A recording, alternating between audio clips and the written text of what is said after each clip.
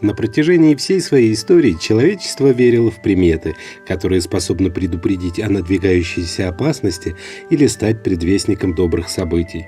И сегодня, несмотря на бурное развитие науки и зачастую негативное отношение церкви, относящее приметы к суеверию и язычеству, почти каждый из нас плюет через левое плечо, когда дорогу перебегает черная кошка, или торопится загадать желание под бой новогодних курантов.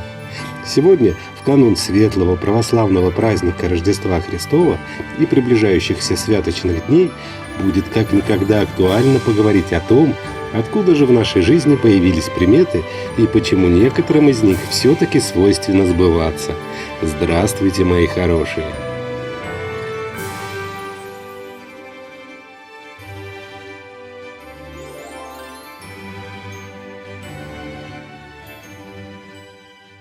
А так как еще совсем недавно гремели новогодние салюты, а сегодня за окнами сочельник, канун православного Рождества, а как известно, именно с этим праздником связано множество суеверий, давайте начнем нашу беседу с рождественских примет и традиций, сулящих здоровье в наступившем году.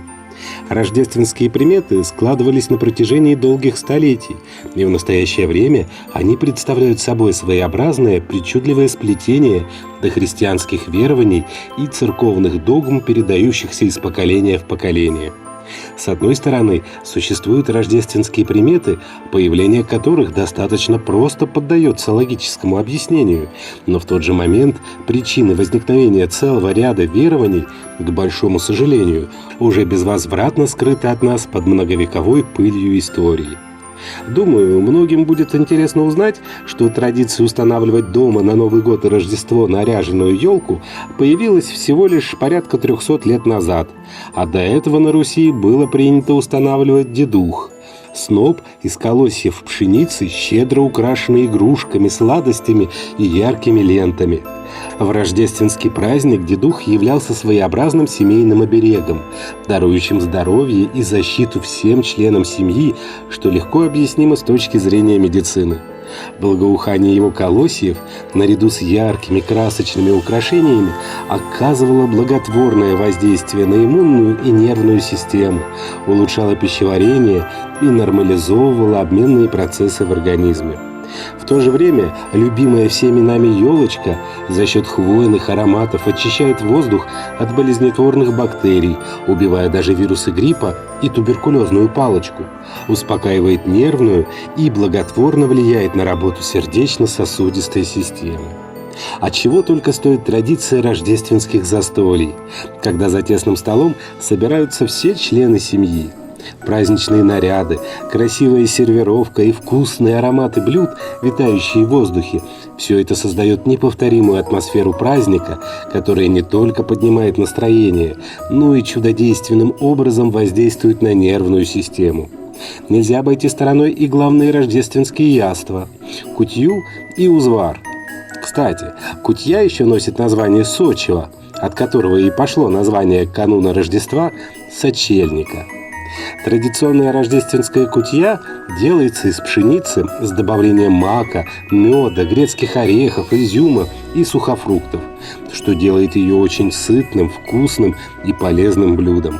В свою очередь, настоящий узвар варят из сухофруктов, добавляя любые имеющиеся в наличии свежие фрукты, сахарную свеклу, мед и всевозможные лекарственные травы, крапиву, боярышник, мелису, одуванчик, цикорий, шиповник, валерьяну, рябину, подорожник, барбарис и так далее.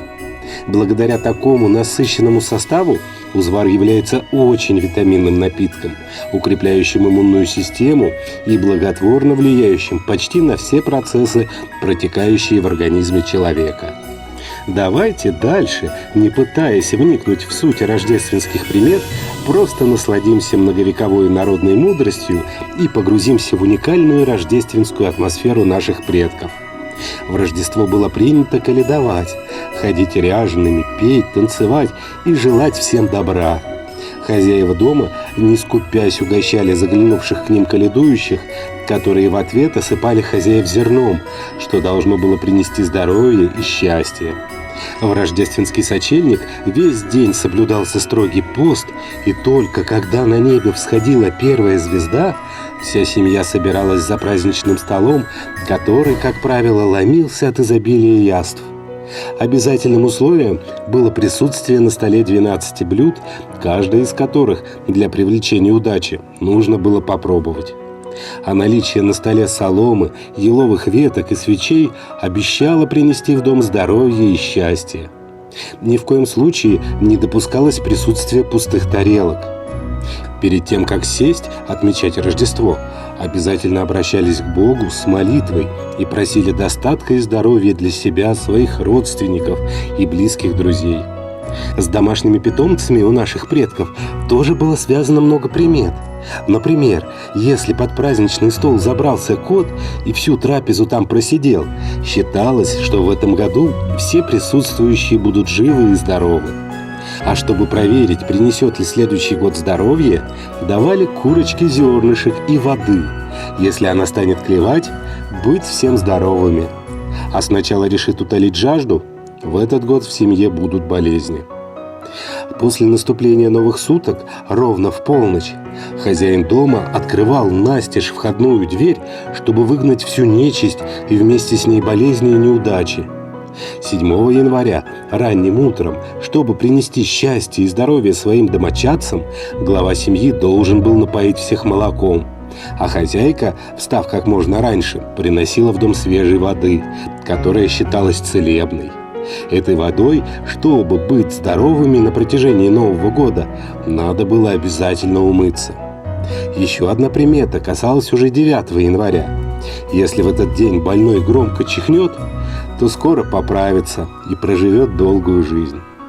Помимо примет существовали и запреты, связанные с встречей Рождества, которые ни в коем случае нельзя было нарушать.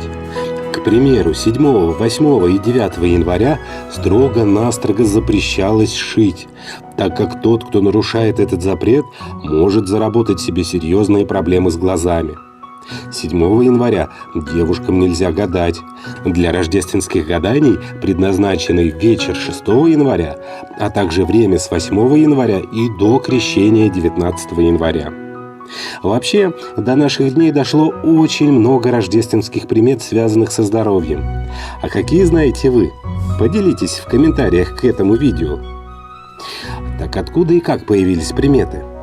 Однозначно ответить на этот вопрос нельзя. Скорее всего, тут сработало сразу несколько факторов, начиная с того, что, пытаясь объяснить какое-либо событие, но не зная процессов, лежащих в его основе, люди замечали определенные закономерности, которые и ложились в основу приметы, и заканчивая потребностью человека приспособиться к окружающему миру и хоть в какой-то степени управлять им.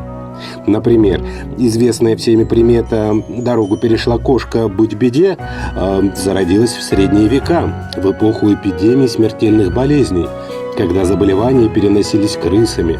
Кошки также считались носителями инфекций, встречи с которыми старались избежать. Забавная история возникновения приметы, которая гласит, что ни в коем случае во время застолья нельзя ставить на стол пустые бутылки. Ее прародителями стали русские солдаты времен войны с Наполеоном. Выпивая в парижских кабаках, чтобы обмануть хозяина заведения, они прятали пустые бутылки под стол. Так и появилась примета «пустые бутылки, не будет денег». Достаточно интересной является научная работа психологов Гарвардского университета, которые опытным путем установили, что вера в приметы является неотъемлемой частью практически любого человека. Мало того, приметы способны напрямую влиять на человека, заставляя подсознательно ожидать предсказанных судьбой событий. Веря в приметы, человек получает эффект самосбывающихся прогнозов. Если ты поверил в хорошее, то настроился на положительные события и с большой вероятностью их получил. Тот же принцип работает и с плохими прогнозами. А вот ученые из Лондонского университета, опросив более 5000 британцев, установили, что у суеверных людей продолжительность жизни гораздо выше, чем у скептиков. 97% участвующих в опросе старше 90 лет в течение жизни серьезно относились к приметам. Среди людей, возраст которых перешел рубеж в 80 лет, таких оказалось 93%. Видимо, дело тут в том, что вера в приметы развивает в человеке внимательность и осторожность. Суеверные люди ведут себя с повышенной осмотрительностью и не склонны к опрометчивым поступкам. Так получается, в приметы стоит верить и доверять им? Однозначного ответа на этот вопрос не существует. Верить или не верить, выбирайте сами. Но все же старайтесь не забывать, что вера в приметы на подсознательном уровне программирует наш мозг, принося как положительные, так и отрицательные моменты в повседневную жизнь. А пусть волшебная рождественская ночь принесет исполнение самых сокровенных желаний. Не болейте, крепкого здоровья вам и всем вашим близким в наступившем году. Ставьте пальчики вверх, подписывайтесь на канал и обязательно заходите в наши паблики в социальных сетях ВКонтакте и Одноклассники.